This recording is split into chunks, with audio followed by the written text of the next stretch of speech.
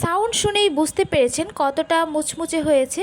হে everyone, আজকের পর্বে আপনাদের সাথে শেয়ার করতে যাচ্ছি ময়দা দিয়ে একদম মুচমুচে রসালো খাজা, যেটা মুখে দিলেই মিলিয়ে যাবে।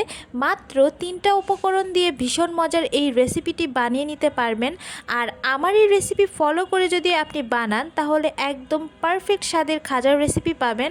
তো কথা না বাড়িয়ে মূল ভিডিওতে যাওয়া যাক। প্রথমত এখানে আমি 1 কাপ পরিমাণ ময়দা নিয়েছি। আপনারা চাইলে আটা ব্যবহার করতে পারেন, তবে ময়দা দিলে রেজাল্টটা ভালো পাবেন। তারপর পরিমাণ মতো একটু লবণ দিয়েছি, আর এখানে আমি ঘি ব্যবহার করছি। আপনারা চাইলে এখানে সয়াবিন তেলটাও ব্যবহার করতে পারেন বা বাটার ব্যবহার করতে পারেন, তবে সবচেয়ে ভালো রেজাল্ট পেতে ঘিটাই ব্যবহার করবেন। তাহলে ফ্লেভার বলেন সব কিছু অনেক সুন্দর হয়, খেতেও ভালো লাগে।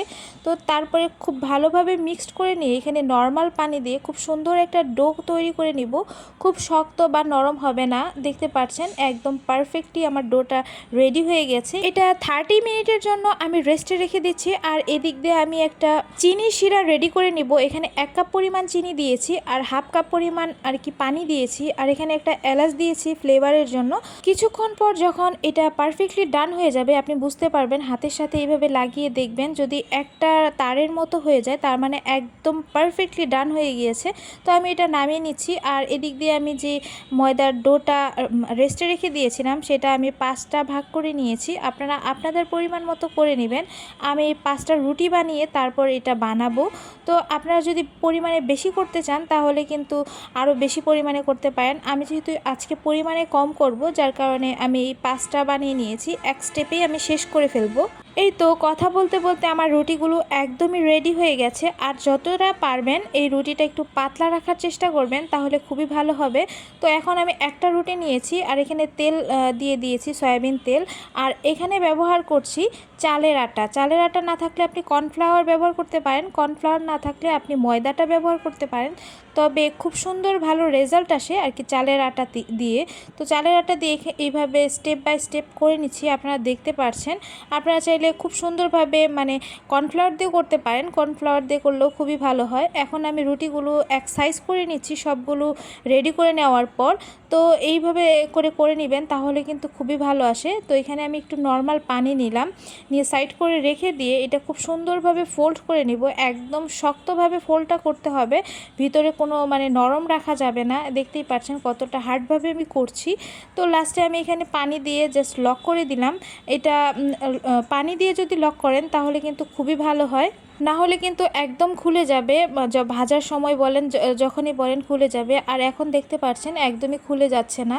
তো আমি সবগুলো এক পরিমাপ করে এইভাবে করে নিচ্ছি। আমি যেহেতু একটু বড় সাইজ করে বানিয়েছি, আপনারা চাইলে আরেকটু ছোট সাইজ করে বানিয়ে নিতে পারেন। তো এইভাবে কেটে নেওয়ার পর আমি একটা লেচি এখানে নিয়ে নিয়েছি, আর নিয়ে এইভাবে হাত দিয়ে প্রেস করে বেলনি দিয়ে বেলে অল্প একটু বেলে জাস্ট একটু লম্বা করে নিব, আর কোনো কিছু না। দেখতে পাচ্ছেন তো সবগুলো আমি এরকমভাবে করে নিব।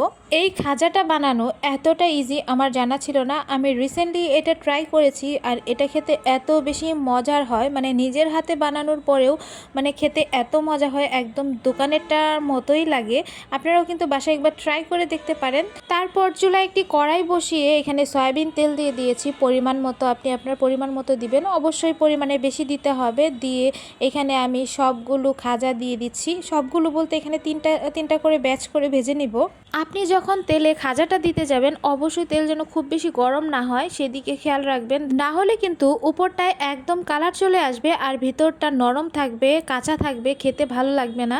তো দেখতে পাচ্ছেন আস্তে আস্তে করে এগুলো ফুলে উঠছে আর কালারও চেঞ্জ হচ্ছে। আপনি যদি কীরকম কালারে রাখবেন সেই কালারে করে নেবেন। আমি যেহেতু একটু কড়া করে ভাজবো, যার কারণে বেশ কিছুক্ষণ আমি এটা রেখে আস্তে আস্তে করে ভেজে নিব। খুব বেশি লো আঁচেও ভাজবেন না, আবার খুব বেশি হাই হিটেও ভাজবেন না। এই তো আমার খাজাগুলো একদমই ভাজা রেডি। তো এটা গরম গরম থাকা অবস্থায় আমি সেই শিরাতে দিয়ে দিব, আর সবগুলো আমি এইভাবেই ভেজে নিয়েছি।